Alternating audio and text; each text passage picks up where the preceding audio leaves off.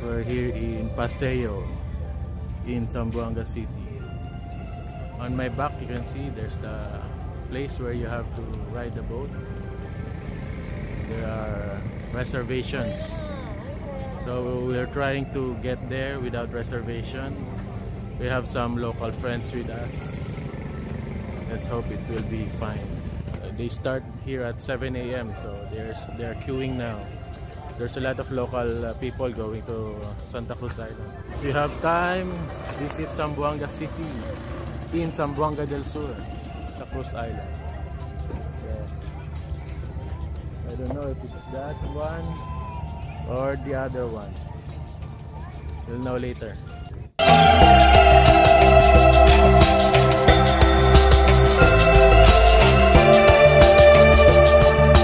Naman delikado talaga ang lugar. Maraming mababait na tao. Marami rin tayong police escort. It's safe. They're still promoting this place as a tourist spot here in the Philippines. They have beautiful beaches, beautiful islands. So sa mga kapwa Pilipino natin, mahilig mag-travel, visit this place here with some of the Zamboangueñas here. Ito, eksena dito, may mga escort na Philippine Navy. Yan yung mga bangka papunta doon sa fort. It's starting now, going to the Santa Cruz Island. Nagsimula na ang paglayag. Chance passenger kami, 8:30 pa. Sila kuya, yung mga Coast Guard or Army. The Army are here.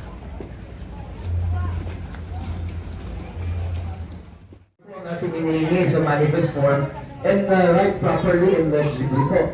Yung pong mga ginagamit natin forms, yan po ay reference for insurance at saka for clearance sa Coast Guard. Ano?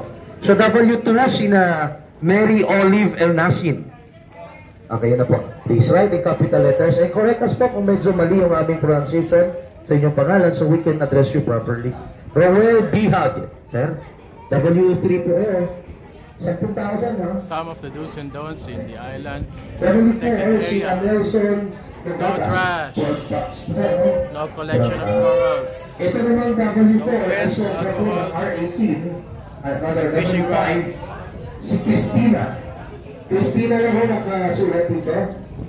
Ito ng R18. Asa po si Ma'am Christina.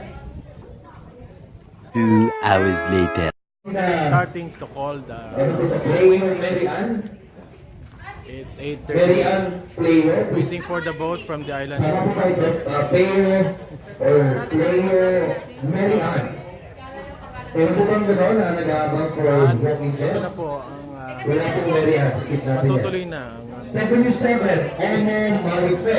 sand beach. Marife Omo. W7, Marife Omo. Wala pong Omo. W8, ayun po si Marife lang.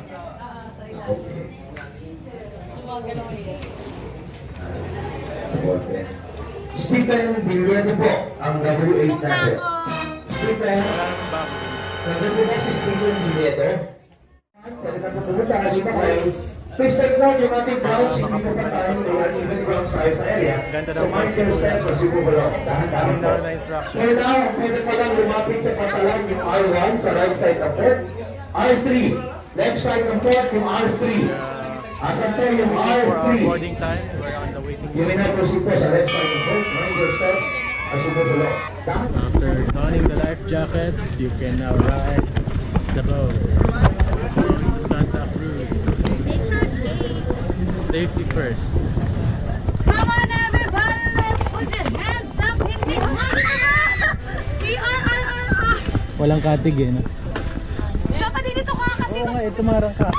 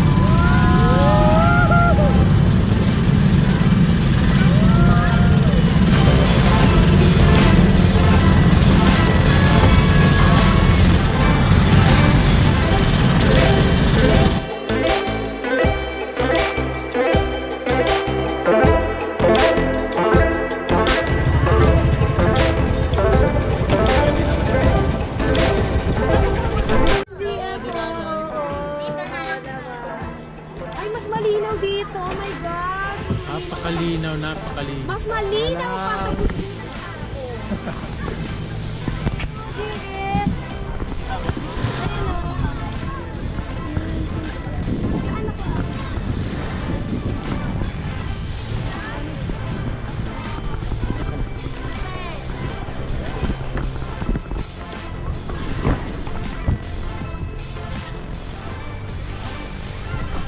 Safe naman yan.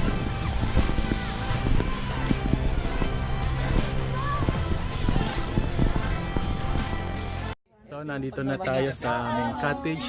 Parang polvoron Worth 200. So, if you don't bring food, yung mga fresh na isda, crabs, pusit, Sinong pipila sa ano? only 250 pesos. Santa Cruz Island with the famous pink sand. Mainit. Tayo. So, nagsanda ako ngayon. Nasunog ako sa Malamawi. Back here in Santa Cruz Island. The boat ride costs you 1,000 up to 10 persons. It's not totally pink sand, but marami siyang maliliit na red corals. That's why it looks like pink. But on the beach side, what to expect is the sands here. Up close, hindi siya masyadong pink, pero pag nasa taas daw, with a drone shot.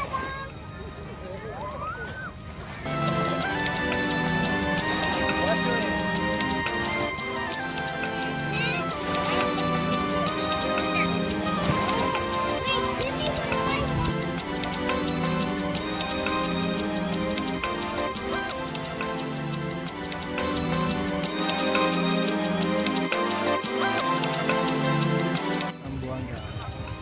We're now here in Great Santa Cruz Island. We'll try to go in the Little Santa Cruz Island where there is a sandbar. Yan. Siya. Marami siya ditong picture sites. Isla de Santa Cruz. Like this one. At mag-picture. Itinda ng mga souvenir items.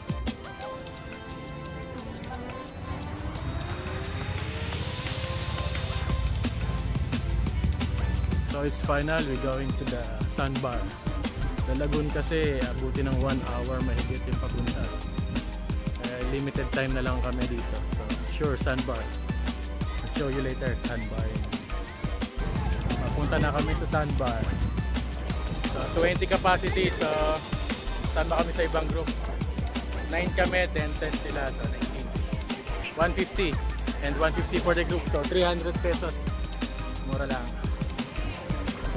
Yan ang ating mga bagong passengers and bagong subscribers.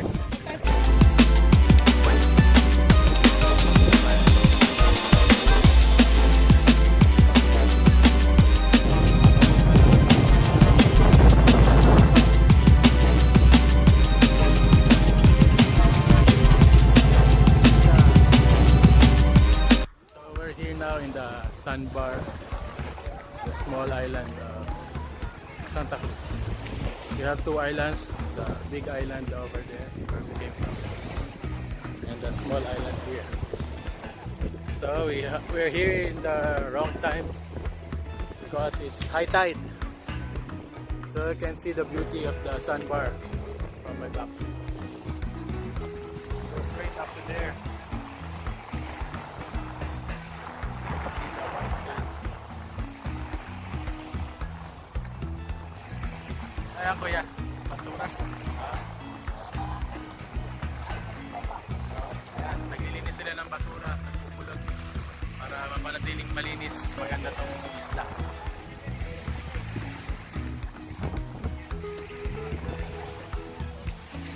Ayos.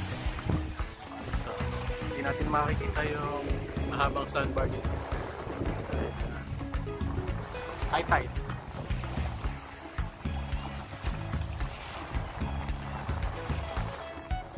Enjoy the beauty of nature. Travel more and it helps the community. Yan ang trabaho ang pagta-travel. Hindi lang para tayo mag-enjoy dahil may mga tao na trabaho para kumita para sa kanilang panghanap buhay.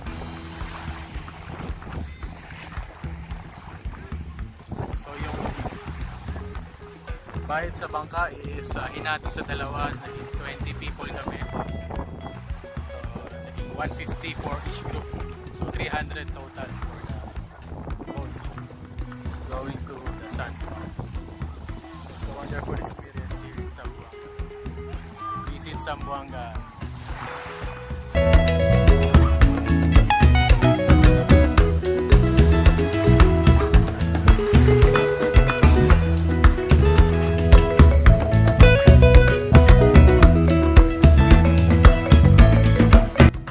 So I would like to thank everyone for subscribing to my channel, and I've already reached the 1,000 subscribers. It's a great feeling to reach that 1,000. Thank you to all my friends, all my family, all my colleagues, the people of Saipan who subscribe to my channel. Thank you very much. I'll be more inspired to make more travel vlogs, more travel videos to share with you, so you will experience what I'm experiencing right now. It's a great opportunity to visit a lot of places.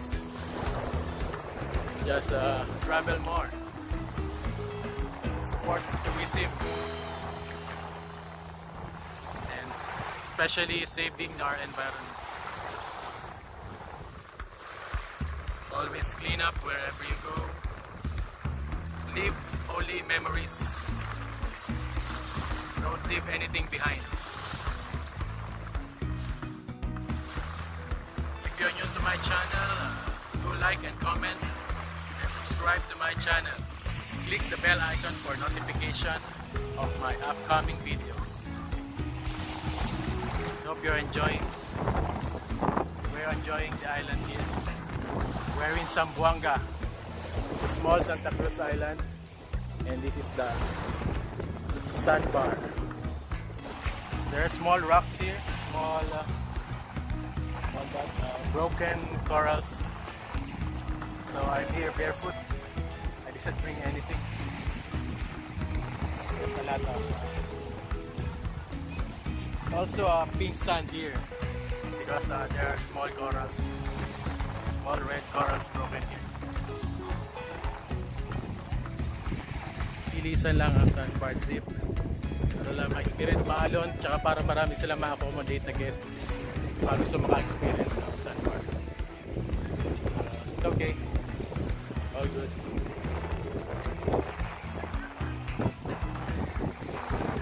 Tight po kasi ngayon.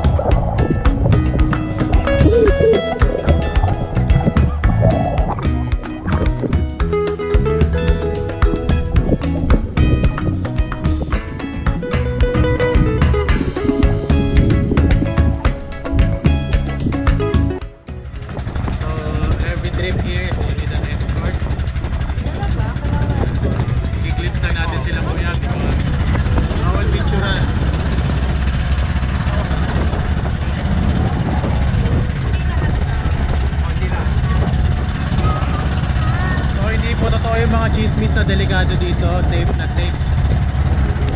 Punta kayo dito.